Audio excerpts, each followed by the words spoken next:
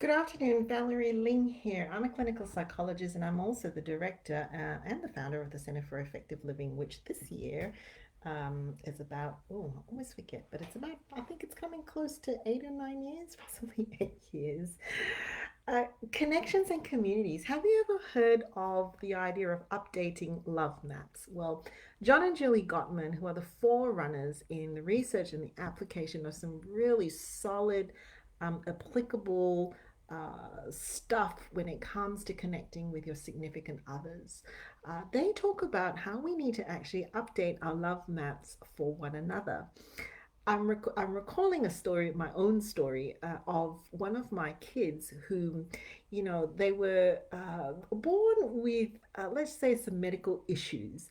And I guess in my head, I tended to then see them as being someone who maybe was a little bit weaker than the average individual, and going to infant school and actually sitting down with their teacher and saying, look, I'm really quite concerned about my child.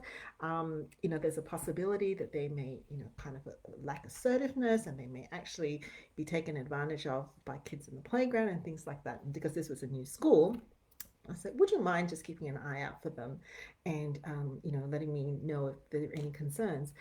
And the teacher was quite baffled by this because they said, I really don't understand what you're talking about. Your child is probably one of the most assertive kids I've ever seen. And in fact, nobody tries to do any nonsense around them. I really don't understand what you're saying. Now, fast forward, this kid is now a teenager, and I witnessed this interaction between the siblings, my two children, over dinner, where the same child very assertively spoke up about their opinion about sustainable living and what's the word I'm looking for, but basically we're ethical purchasing of clothes, and basically puts us in our place quite a lot of the time in terms of, have you thought about this? Have you thought about that decision that you're making? How is this going to actually be ethical or sustainable for our world?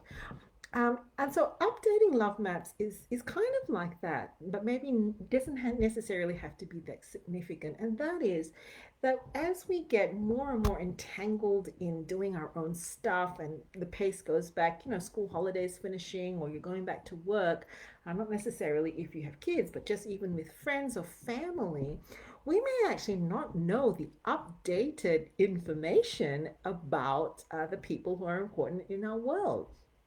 For example, what kinds of foods are they trying right now? What sort of fashion are they into at the moment? What sort of books might they be reading? Or, is the thing that they were really bothered about still the thing that they're bothered about, right? So, updating love maps is a great way to remain connected with the people who are important to us because they actually help us to have internal schematics of who they are, which helps us to feel connected to them, but also helps them to feel that we are important to them because we study them, we're curious about them, and we're updating our knowledge and our internal schematics about it. I wonder if you have some tips about how you might connect with your significant others and update your love maps.